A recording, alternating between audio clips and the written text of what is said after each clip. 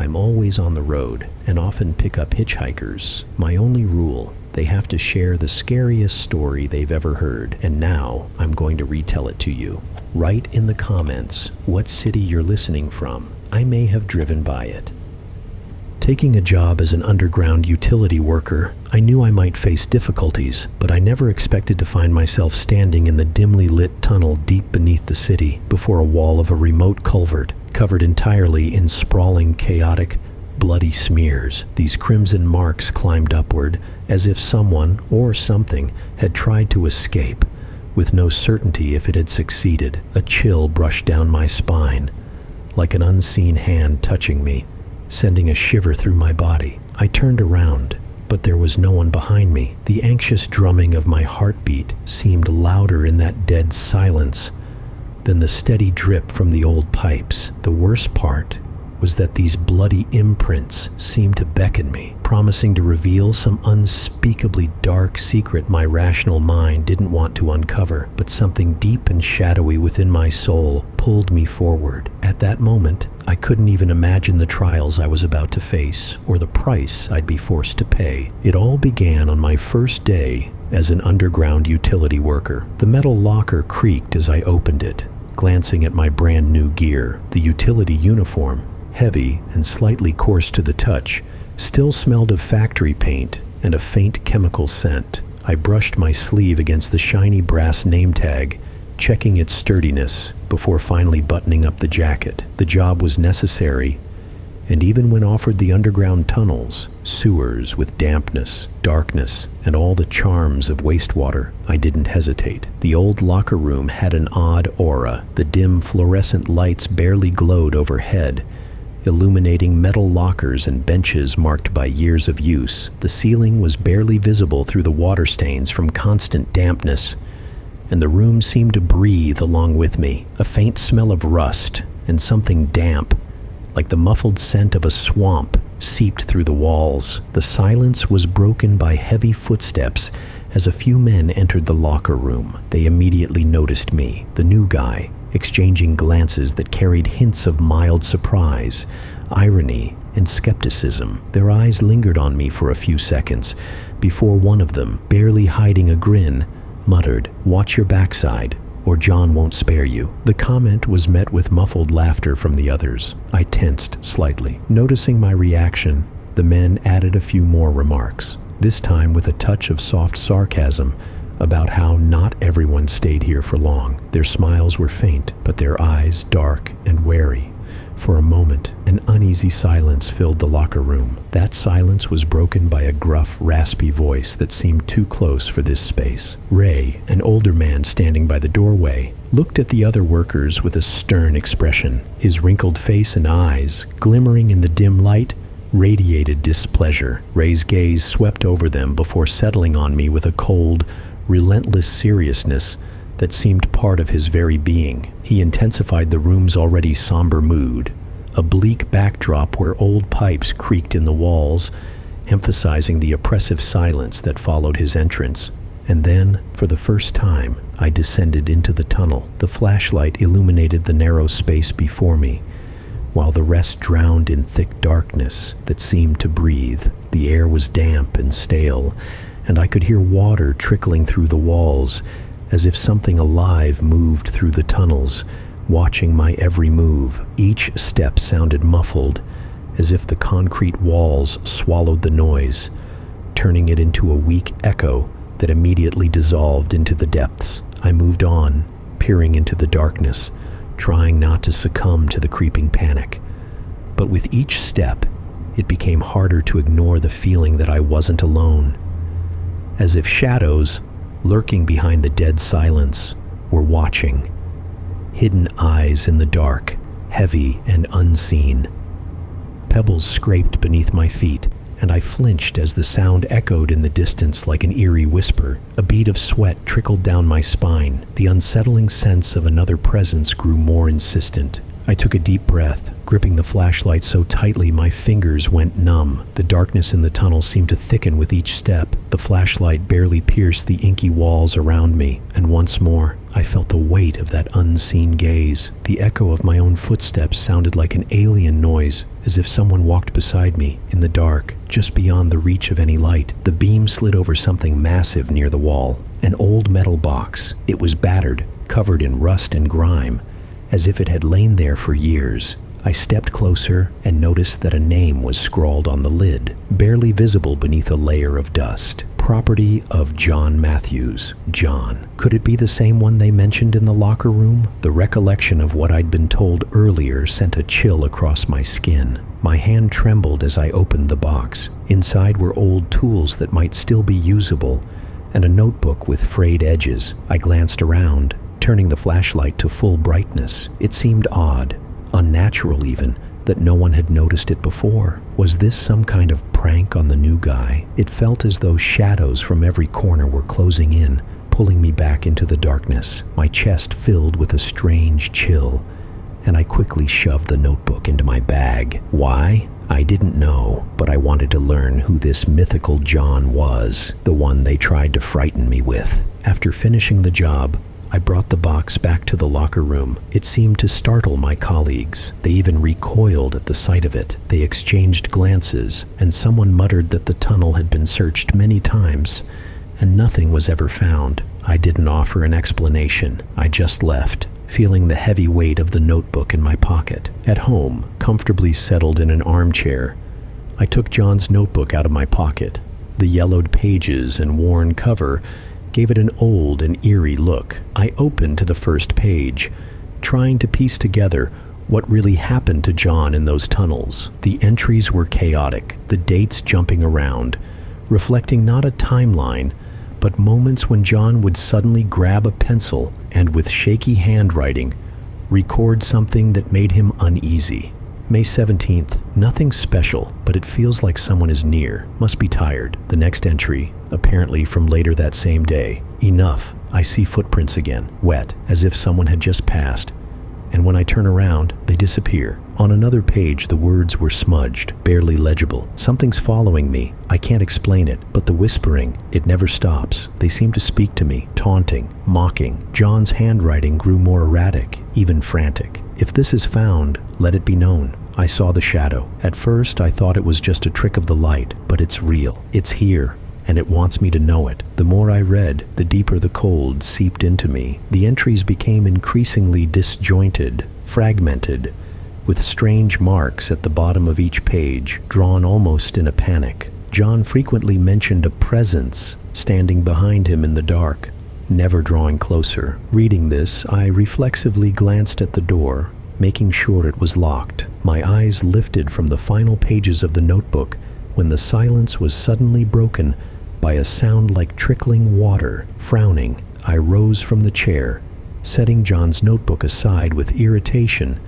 and walked to the kitchen, listening closely. As I neared, I felt a chill spread through the room, underscoring the strangeness of the moment. That's when I saw water pouring from the tap, a steady, unbroken stream glistening on the metal surface of the sink. I sighed, attributing it to old pipes, and turned the faucet off until the flow ceased. But as I was about to return, the sound came again, from the bathroom this time. Something unfamiliar and insistent hung in the air, like a weight that wouldn't ease. With determined steps, I headed toward the bathroom, my unease intensifying until I saw it. Water, streaming continuously from the faucet, splashing into cold droplets. I turned it off with such force that my fingers turned white, wiping my damp hands on my pants. Probably just the pipes. Need to check it tomorrow, I thought, trying to reassure myself. But the thought of worn-out plumbing didn't rid me of the strange discomfort. Exhausted, I made my way back to the bedroom, where the darkness seemed thicker than usual. Lying down, I felt tension seep wearily through me, and closing my eyes, I tried to let go of everything from the day. But the cold whisper of John's notes, the sudden streams of water, all of it etched into my memory, leaving a faint, sticky fear nestled deep in my mind. A few days passed, and work settled into its usual rhythm. Nothing abnormal or extraordinary occurred, just the cool air, the damp smell, and the constant background noise of water. No shadows or mysterious whispers hinted at in John's notes. I began to think it was all just a tale made up for newcomers. Perhaps even the tools with his name on them had been planted for added effect, to stir up some fear and mystique around these dark tunnels. Besides, the other workers appeared calm, going about their duties as if barely noticing me. All except Ray. The old man watched me almost incessantly, as if assessing me. He said nothing, only cast quick glances each time I ventured further into the tunnel. It was strange, but I tried to ignore it. Another descent into the darkness began as usual, the echo of dripping water, the faint smell of dampness, and the chill that wrapped around me as I sank deeper. The first few minutes passed in silence, and I was already mentally mocking my earlier fears. Probably just a tale for the rookies, I thought, until I heard it. A muffled, low thud echoed from the darkness. I froze, holding my breath. The sound came from afar, but seemed to come from above and to the side. Maybe a colleague working on another section. Listening closely, I realized the thudding had a rhythm, like heavy footsteps, not hurried, but not entirely random either. They grew clearer until I felt a slight vibration in the walls. I swallowed hard, trying to relax, but something about that rhythm felt wrong, unnatural. It was as if something large,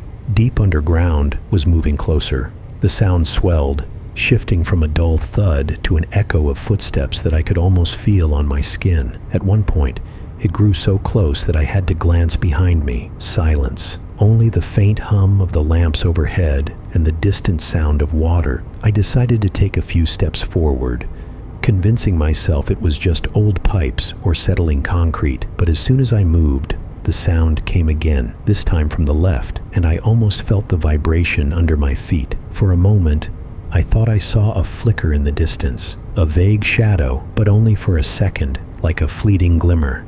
I looked at my tools as if they could somehow protect me from any threat, and forced myself to take another step. But the sound didn't stop. Now it echoed behind me, punctuated by dull thuds that threw me off balance, as if with each strike, something subterranean, unseen, crept closer with every step I took. As soon as the shift ended, I practically bolted toward the exit, feeling my quickened breathing echo in the dark corridors. Behind me, someone snickered softly, as if to say, he's still young, easily scared. But I no longer cared. After another sleepless night filled with fragmented dreams, I realized I wanted to find out if there was really something down there.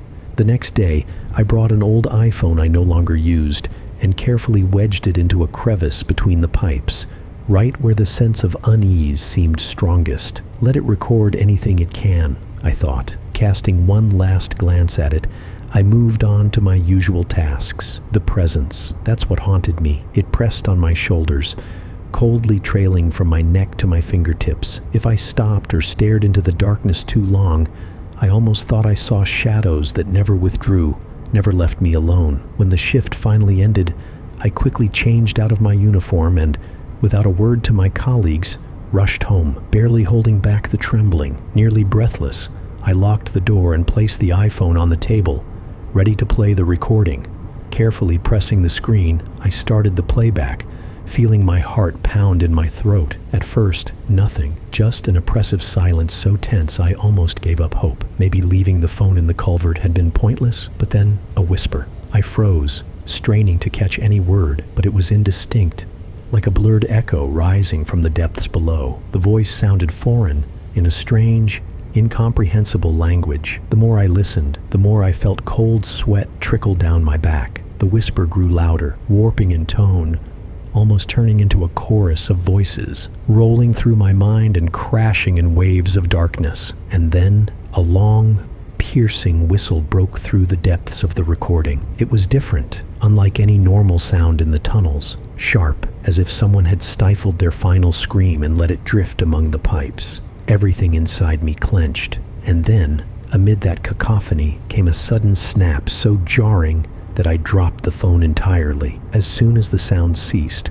the The phone's screen flared to life, bright, like a lit match. Flames leapt up from seemingly nowhere, making me reflexively recoil. My hands shook as I tried to smother the fire, hoping to save anything from the device. "This isn't a coincidence," I muttered, breathless, as I finally managed to put out the last embers. For a moment, I stared at the scorched screen, now riddled with cracks, feeling a deep, gnawing emptiness and immediate realization this was no accident. Days dragged on slowly, filled with an inexplicable tension that clung to me even after work. I tried to find any kind of clue, old records, traces of John, or anyone else who might have left a mark in these grim tunnels, but nothing. A week went by, and I was still wandering in complete darkness. That night, the phone offered no answers, leaving only smoke and the acrid scent of melted plastic. I thought I would lose my mind from the uncertainty, but I started convincing myself that maybe there was nothing at all. Maybe it was just old stories. And so, 7 days had passed. The shift, like all those before, went by as usual, but I felt something calling me deeper into the underground tunnels. It was as if my own legs were leading me to where I didn't want to go. Around me, the cracked concrete walls, slick with moisture and slime, barely reflected the light from my flashlight. Swallowed by the dense gloom, I approached the entrance to a narrow passage where the echo of my steps suddenly began to fade until it disappeared completely. This time, the job was different, not solitary, as it often was. I walked with a small crew, each person busy with their task, checking pipes, walls, and outdated equipment that had long needed replacement. My section stretched deeper into the tunnel, where the concrete was covered in mold and slime, and my own footsteps seemed swallowed by the darkness, muting their echo. Suddenly, the silence was broken by a dull thud and a string of curses from a colleague who'd tripped over a pipe, causing a small leather wallet to fall from his pocket. Another worker, passing by, picked it up, opening it with a curious glance. He froze for a few seconds, examining the photo inside, then looked at the owner with a cold curiosity. I watched as they began a casual conversation about family, exchanging small talk about mundane matters and duties. But with each word, the air grew heavier, saturated with something invisible that almost made my skin prickle. I desperately wanted to step away, to distance myself, but I couldn't tear my eyes from the expressions on their faces. And suddenly, the man holding the wallet changed. His face twisted in anger, and his words turned unnatural, even sinister. He stared at the father with a harsh contempt, gripping the photo tightly as he began to utter cruel accusations, as if blaming him for his own failures, accusing him of not treating his loved ones well enough. Finally, he added, almost through gritted teeth, "Soon, that family will be mine." I saw the wallet's owner snap, lunging at the accuser. A fierce, heated struggle erupted between them, like long-repressed irritation boiling over. My colleagues and I rushed to pull them apart, dragging the enraged man toward the exit, where he was barely restrained and taken to the surface. The others returned to their work in silence, as if nothing unusual had happened. I couldn't stop staring at them in disbelief. It was as if they were enchanted or too absorbed in their tasks to notice such a strange and aggressive outburst. After the shift, Ray met me at the exit and gave a silent nod, inviting me to his office. His gaze was cold, almost wary, and each step echoed dully in the dim corridor, amplifying the sense of tension. In the office, Ray sat behind his desk and, with a heavy sigh, began to tell a story I never expected to hear, about a past buried deeper than these tunnels. Ray recounted how, when he first started working there, his partner was a young man named John, with whom he spent countless nights navigating these labyrinths. At first, John was an easygoing, friendly guy, always willing to help and dispel the heavy atmosphere with jokes. But gradually, he began to change. John buried himself in his work, staying in the sewers even when others had completed their tasks. He became strange and withdrawn, avoiding company, his face taking on an exhausted, haunted look. Ray recalled the day John simply vanished, as if swallowed by the darkness of the underground. Colleagues searched for him for days, scouring every corner of the tunnels, but found neither him nor his tools. No one knew what had happened, and any theories only added to the fear and tension among the workers. Since then, his name had become a legend, a silent warning to anyone descending into the dark depths. I tried to learn more, but Ray only muttered something like, "Things you can't imagine," and with another heavy sigh, ended his story. He looked at me with a soft regret, as if he wanted to say more but couldn't bring himself to. In the end, he simply nodded toward the door, letting me go home, leaving me with the feeling that I was only at the edge of what these tunnels hid. After that conversation, thoughts of quitting wouldn't leave me. Every time I prepared for a shift, everything inside me resisted. Dozens of reasons swirled in my mind, each one seeming like a perfect excuse to stop this madness. But again and again, I came back to the simple justification: money. The job was necessary, and quitting at that moment seemed insane. Yet deep down, I knew it wasn't just about finances. There was something else, a strange,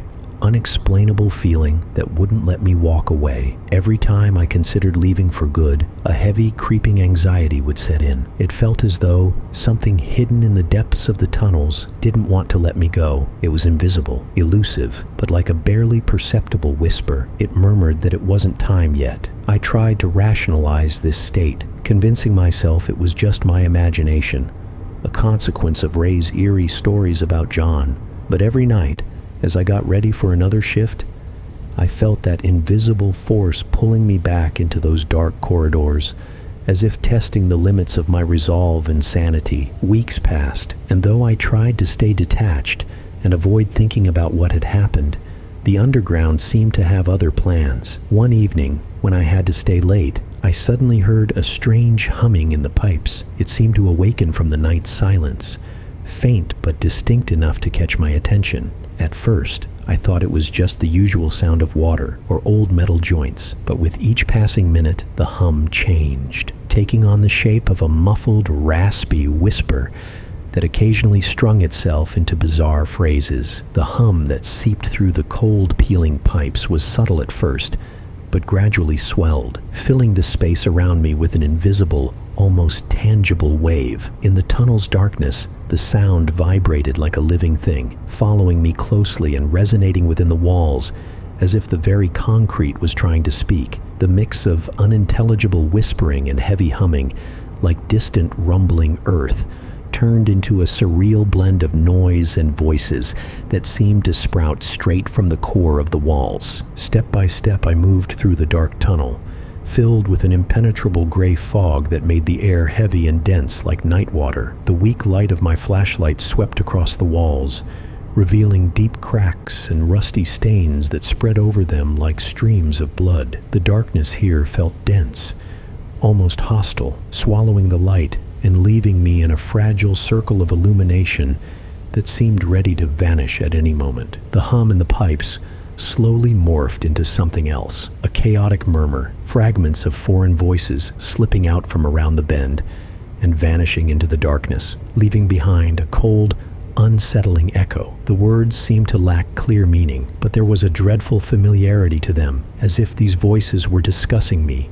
analyzing my movements. I stood there, feeling the chill seep into my bones as I noticed the light seemed to flicker, dimming for a moment as the darkness pressed closer, like a living black smoke. The sounds in the pipes shifted, muted clattering, strange hollow thuds, and a long unsettling wail, like a voice from far away, so distant it seemed to dissolve into its own echo. The air grew thicker, and I started gasping in fear as the whispers turned into a heavy, erratic hum. For a moment, I thought everything had quieted down, when suddenly the silence was shattered by a piercing, dreadful scream that reverberated off the walls and lodged in my ears. As if it were more than just a sound, this scream cut through me, leaving a terrifying mark, binding me to an unseen entity lurking somewhere in the darkness. Then I felt something icy and lifeless brush against my arm. The sensation was so real, I flinched, staring into the void ahead, searching for anything that could explain it. But there was nothing, only darkness, a thick, enveloping darkness that, with a slow, dreadful monotony, began to pulse once more. merging indistinguishably with the sounds and voices. It felt as if this endless darkness was alive in its grotesque way, and I was just a fleeting guest in its realm. My heart pounded wildly as I sensed an unseen pressure around me, and panic finally forced me to take a step back, but it felt like the walls were closing in, trapping me in this soundproof space. I glanced at the pipes again. They were silent, but somewhere in their hollow depths lingered echoes of whispers and the haunting remnants of the scream that would now follow me beyond this grim tunnel. In one of the narrow passageways, I spotted tracks leading deep into the collector. They stretched ahead to a place where no one should be, but these tracks, fresh and clear, seemed to beckon someone to follow. A heavy chill ran down my spine, and against my instincts, I stepped forward, keeping my eyes fixed on the prints. Pausing, I stared at the narrow stretch of the tunnel before me. The path was littered with strange marks that led further into the darkness, where the dampness and oppressive silence grew even more intense. In the thick gloom of the tunnel, I could barely make out odd patches on the walls. At first glance, they looked like random shadows cast by the cracked brick, but as I brought my flashlight closer, something much more sinister revealed itself. Bloody crimson handprints, as if left by those who had fought, desperately trying to hold on. These foreign palm prints stretched in different directions, intersecting and disappearing in a chaotic dance of horror, forming a grotesque map of fear and despair. They seemed to pulse in time with my heartbeat, appearing and fading as if they were still alive and wet. One of the prints, responding to the flashlight, slowly grew more vivid.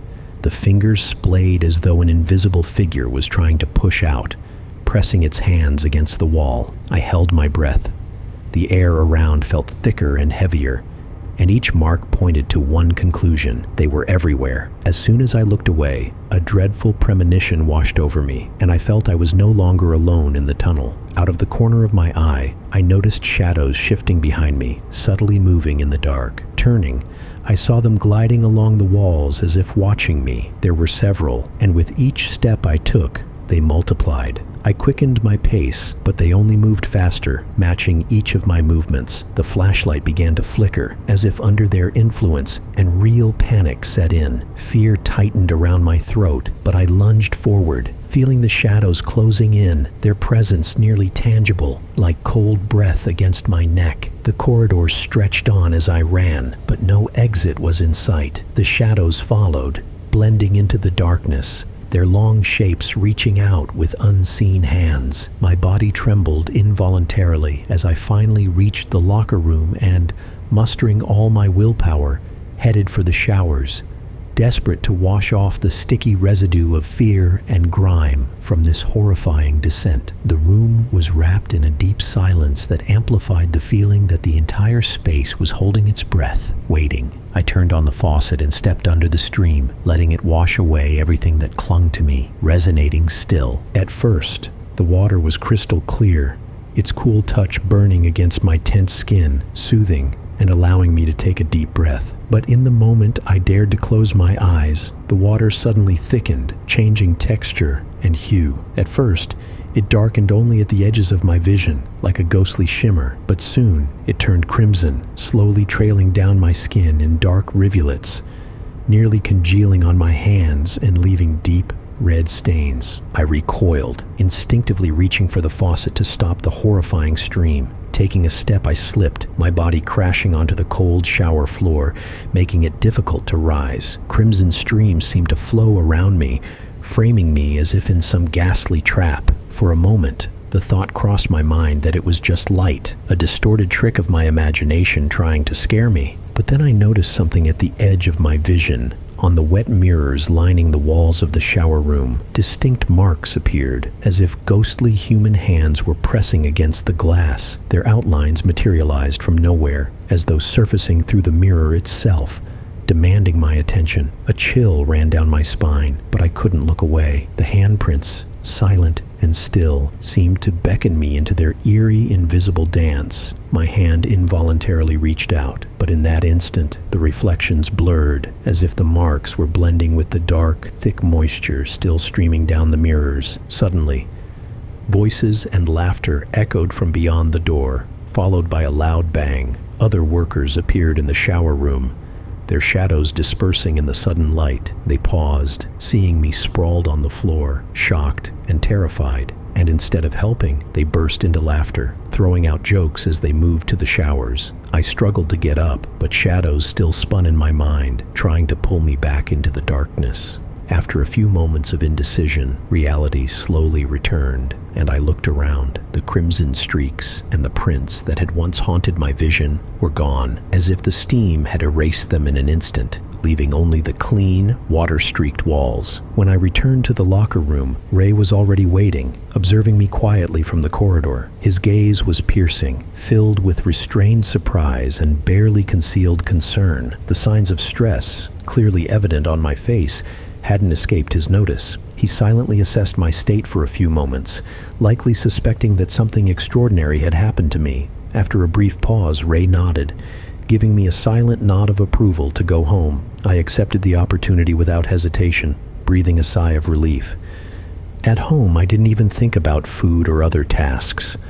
I threw myself onto the bed, and exhaustion pulled me into sleep, like a heavy dark blanket that finally protected me from the outside world. But the peace didn't last long. I woke suddenly to a strange rustling. For a moment I froze, listening as my heart pounded in my chest. I cautiously got out of bed, trying not to make a sound, and reached for the bat I kept in the corner behind the nightstand. With it in hand, I crept toward the source of the noise. The rustling came from a small closet in the hallway, muffled and faint, as if someone was carefully moving things inside. Listening closely, I could even make out quiet, disgruntled muttering, soft, almost inaudible, but it was definitely there. Frozen in front of the door, I took a deep breath, raised the bat for a strike, and yanked the door open, flicking on the light. Empty. The items sat in their places, undisturbed. It seemed I'd been listening to my own hallucinations, but something felt wrong. My eyes fixed on the shelf where I always kept John's notebook with the mysterious entries I'd found by chance. The notebook was gone. Someone or something had taken it. The sudden ring of the phone shattered the silence,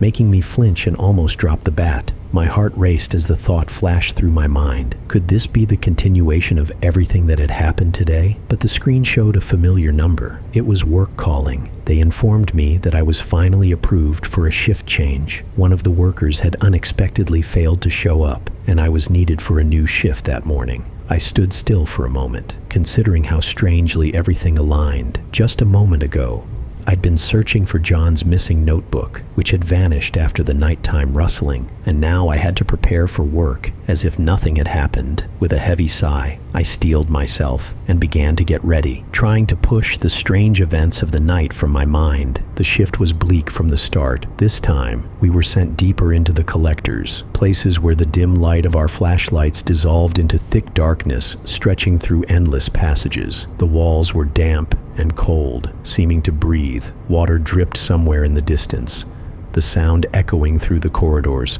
reminiscent of the pulse of something unseen and ancient. Even the air felt denser, pressing against my chest, lingering in my lungs as if forcing me to breathe as slowly as possible. Mike walked ahead, his shadow flickering in the light of my flashlight, but even from the side, I could see something had changed in his face. Usually carefree and ready with a joke, even in these cold, narrow corridors, this time his face was tense, focused, with a rigid line to his lips, almost like a frozen snarl. Now and then, he would stop, clench his jaw in frustration, and punch the wall as if trying to ward off some unseen foe. His eyes looked wild, shrouded in darkness, as though they no longer belonged to the person I knew. Something made me stand up straighter when I heard the metallic clang of his tool hitting the floor. The key rang as it skittered against the wall, then rolled away into the darkness. Mike's darkened face dripped with rage, heavy and hot, sending a chill down my spine. He shoved a toolbox with fury,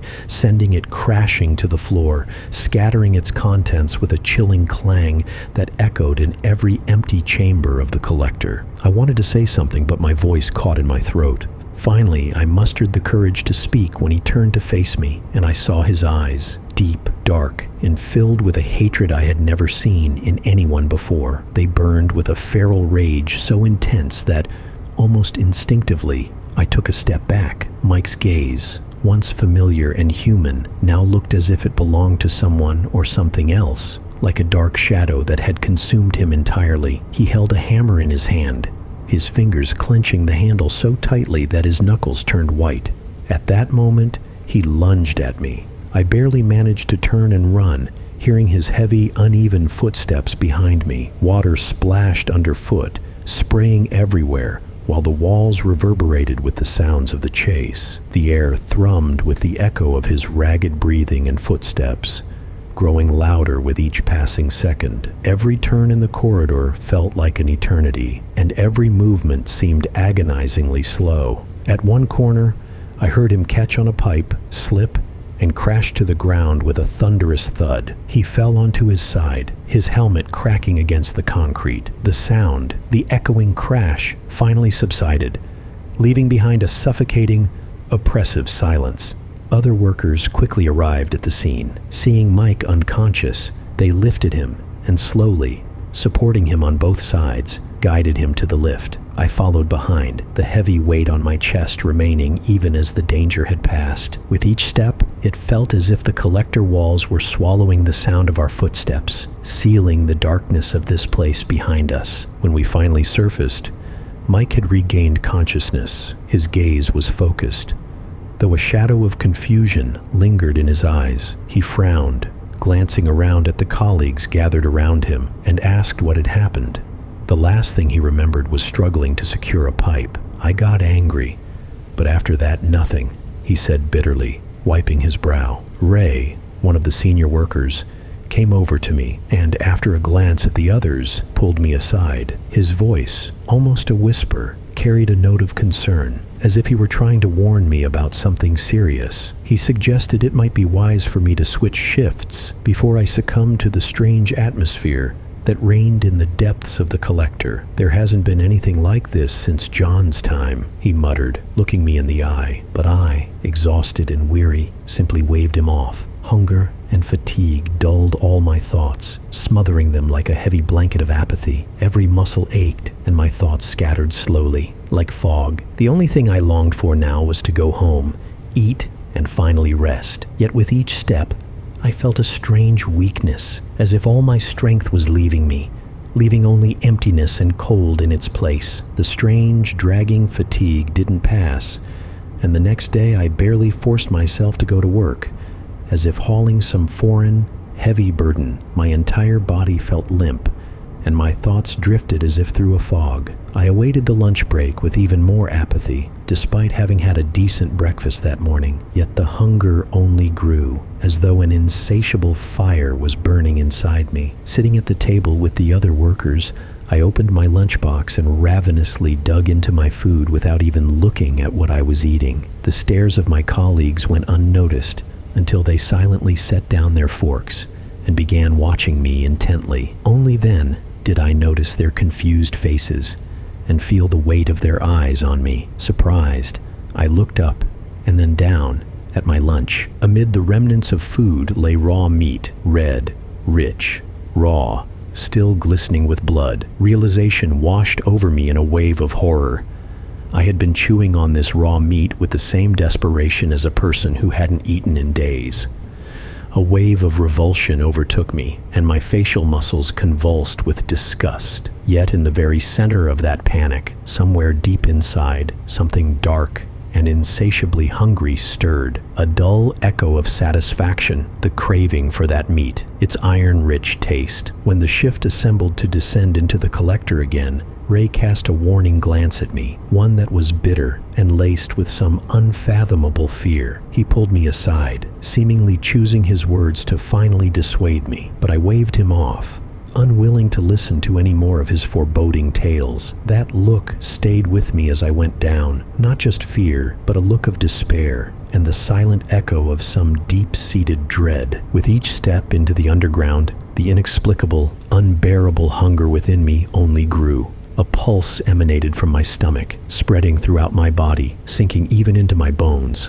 My mind clouded, and I barely kept control, as if some force was pulling me towards the unknown, compelling me to satisfy this wild, unnatural hunger. And then, During the work, everything seemed to blur. I no longer recognized my surroundings, and all I heard was, as if from afar, muffled screams, the clatter of metal, indistinct voices of my colleagues blending into the encompassing darkness. Something dark within me was finally satiated, and the hunger receded like a wave, taking everything in its path. Calm seeped into my body, spreading as a warm but eerie silence.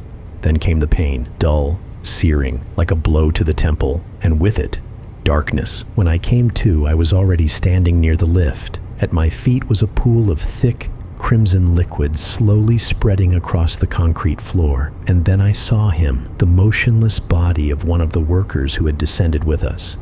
His lifeless eyes stared into the void, and his face was frozen in a grotesque, horrified expression that seemed almost unreal. Something wild pierced through me.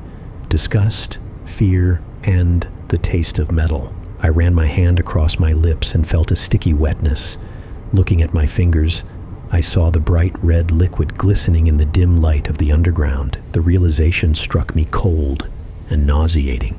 I tried to say something, anything, when I noticed Ray standing nearby, his face focused and full of heavy understanding. Ray just stared, as if he had already warned me, and for a moment, I felt that this old man had seen something like this before. Eventually, he stepped toward the lifeless body and silently grabbed its arms. Other workers gathered around, observing this horror with indifference, but their faces betrayed concern. They knew this wasn't the first time. Together with Ray, they began to lift the body, using their strong hands and knowledge of the collector's darkness, slowly carrying it away into the depths, disappearing into the shadows with their burden. I sat there, silent, as if hypnotized, until their footsteps faded completely. When they returned, their faces were serious, as if nothing that had happened could surprise them. We all ascended together, and my thoughts drifted toward the inevitable horror that awaited us, to the realization that the underground never truly released those who had been caught in its embrace. Ray allowed me to regain my composure, directing me to a place where I could wash and at least try to cleanse the fresh terror from my face. I felt the weight of his gaze, cold and assessing. It was as though he was measuring whether I deserved to know more. Finally, he spoke. This wasn't the first time. Other workers, as it turned out, knew about such incidents but avoided them, masking their fear with a facade of casual indifference. Those who kept quiet and worked carefully, sticking to the safer sections, could remain here for years. But there were those who were drawn to the underground, who sought the truth. They were sent deeper, to places that did not forgive excessive curiosity. The underground had its own schedule, silently, methodically eliminating those who disrupted its silent order. For management, this seemed a convenient way to maintain balance, sweeping away traces of what didn't fit into the ordinary. I had become one of those Ray warned about, showing the same signs that John, the worker who had once been here and vanished into the darkness of the collectors, had shown. He left behind only a hint of the same wild hatred that had suddenly overtaken me down below. These same changes transformed an ordinary person into a being that no longer belonged to itself, instead succumbing to the strange hunger that awakened at the heart of the underground. Ray, it seemed, had long resigned himself to what I had done. He had seen it before, knew that it wasn't my choice, but something dark that had taken hold of my mind and body. That was why he had warned me, because he recognized in me something he once saw in John. He did not try to comfort me, only gave me a cold, silent understanding that the next shift might be my last, that the underground never released those it chose, and that I was likely already doomed. A few days later, when memories of that horrific shift hadn't yet faded, I was once again assigned to work in the deep recesses of the collectors. Management seemed unaware of my changes in behavior, or the oppressive silence that enveloped those who knew what had happened. Sensing the tension and realizing that being alone again with these deep terrors was unwise, Ray made the silent decision to accompany me.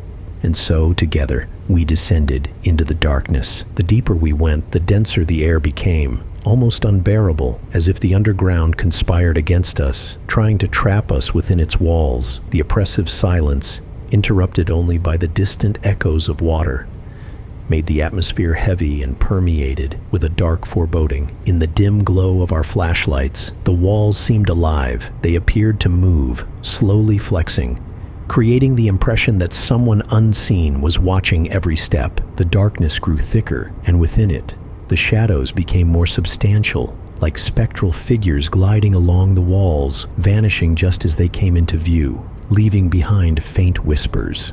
These whispers gnawed at the subconscious, awakening in me an uncontrollable, dark fear that mirrored the terror I felt during the first attack. The further we moved, the louder the whispers became, as if someone hidden in the darkest corners was mocking us.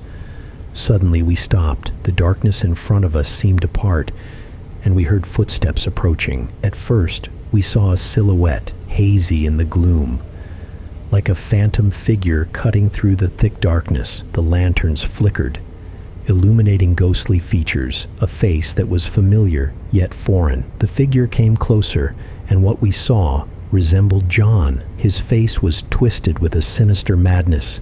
His sharp, animalistic eyes pierced the darkness.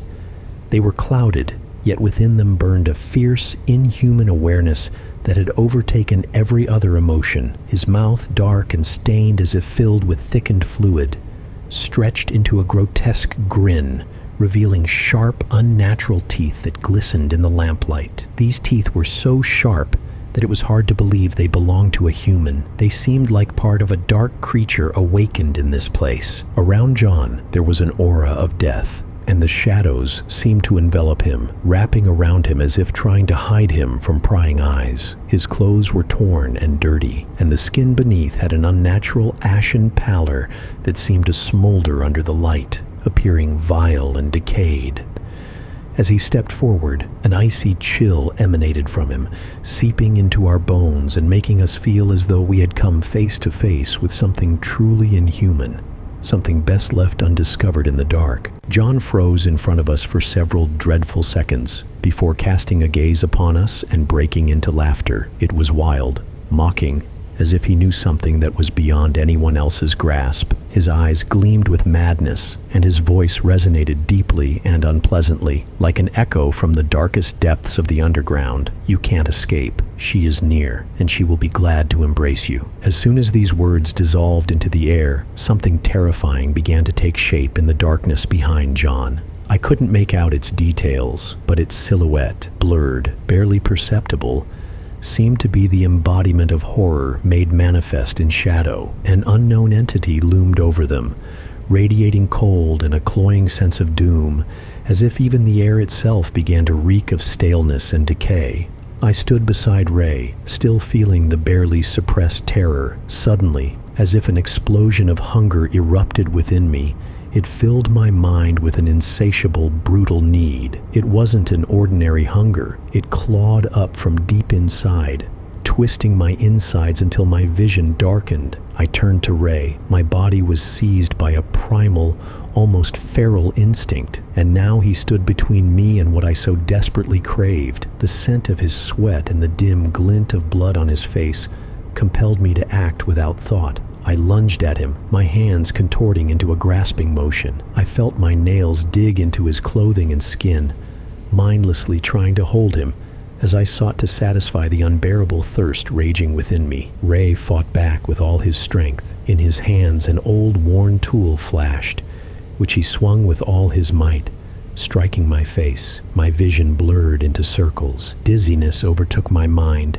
Yet even through the pain, I still felt that animalistic hunger driving me onward. Suddenly, something cold and rough grabbed my leg. Before I could comprehend what was happening, a sharp yank pulled me backward, and I heard the roar of an engine growing somewhere ahead. I was dragged across the concrete floor, quickly, relentlessly, brutally. A haze veiled my sight, but I felt the coarse surface tearing at the skin on my face, arms, and body. The once tempting scent of blood that had driven me mad now transformed into relentless pain, bringing with it the understanding that the hunger was retreating, and with it, the dark shroud that had clouded my mind was lifting. But the pain remained, scorching, an unyielding reminder of what had just happened. Every inch of skin left behind on the cold concrete burned, tearing my body apart, and I knew, one way or another, I was no longer who I had been. After some time, when the machine finally halted,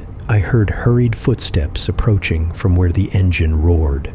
The thing that had been gripping my leg suddenly let go, leaving me lying broken and weak on the ground. The footsteps stopped nearby, and I heard Ray's voice, filled with worry, even shock. "Your eyes, what happened to your eyes?" My heart sank. I realized that all I could see was an endless darkness. At first, I thought it was just the mist clouding my mind, but now it felt like a deaf, irreversible void. Nothing, not even shadows, only blackness. The realization hit me with a wave of panicked dread. Sensing my uncertainty, Ray helped me to my feet. I couldn't hold back a painful groan. Every inch of my body burned, not just from the wounds, but from something else. The gnawing hunger that seemed to tear at me from the inside, leaving a searing emptiness. The old man supported me, each movement careful and deliberate. Step by step, he slowly guided me to the lift, murmuring something soothing, as if I were a small child. I felt every heartbeat and the unbearable pain in my torn skin, which stung with even the slightest touch. I asked to rest for a moment.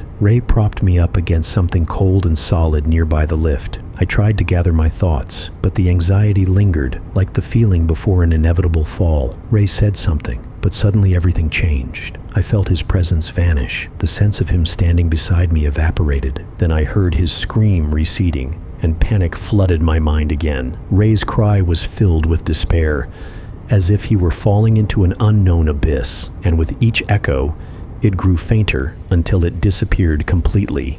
I stood frozen with horror, Ray's scream still ringing in my ears like a cold whisper that pierced my consciousness, preventing me from focusing, my back drenched in sweat. I hesitantly took a few steps forward, trying to remember the lift's location. I relied only on my memory and the tired sense of space, guessing at each step. Ray. His scream haunted me, filled with despair and pain that I now felt in every fiber of my being. I pitied the old man, though perhaps even more so, I pitied myself. He had saved me, despite my being a threat.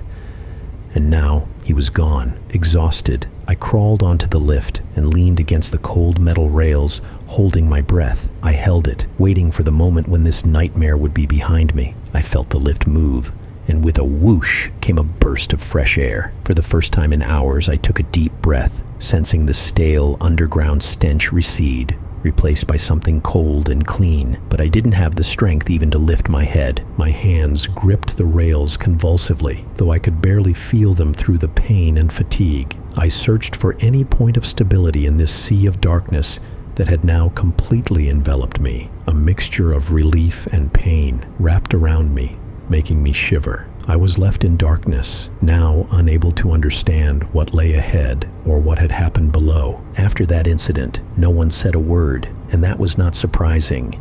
Those who had worked here longer seemed to understand what had happened but stayed silent, eyes fixed on the floor when I passed by. I didn't hear gossip or whispers behind my back. It was as if the shift itself had buried all the details deep within the collector, hiding them under the weight of an underground silence that never released its hold. Management quickly and thoroughly brushed the matter aside, as if they knew this was just another dark chapter in the unseen book of their business, a chapter best left unopened.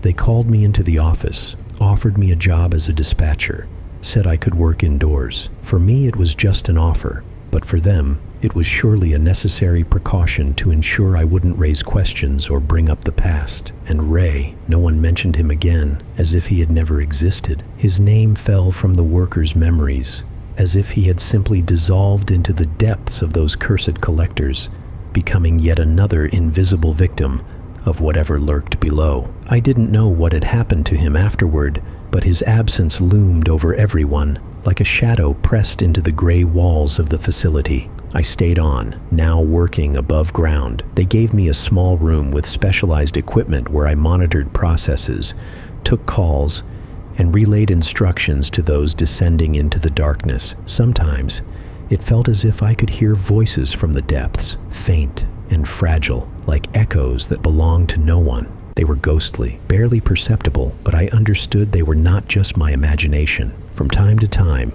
on the other end of the line, I heard the same whispers that had surrounded me underground, growing louder as someone neared the places where I had left my traces. I didn't leave this job, not because I had no choice, but because now I had another purpose. My presence was to serve as a warning. I stayed, ready to alert those who didn't know what awaited them below, so that at least someone would understand where they were stepping. I wanted to save them from what had happened to me, or perhaps save them from whatever had taken Ray, or someone else, or me. And with each passing day, the silence grew heavier, filled with the dull echo of distant screams and whispers that hid beneath the concrete, waiting for the next victim who wouldn't know what awaited them.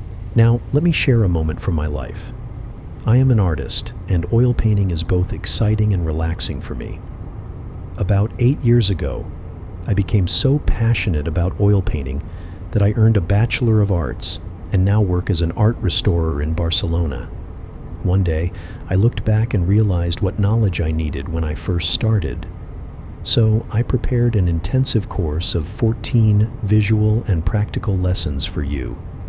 No talking heads or unnecessary chatter, just rich content that is immediately applicable in practice, all for the price of 1 day of car rental.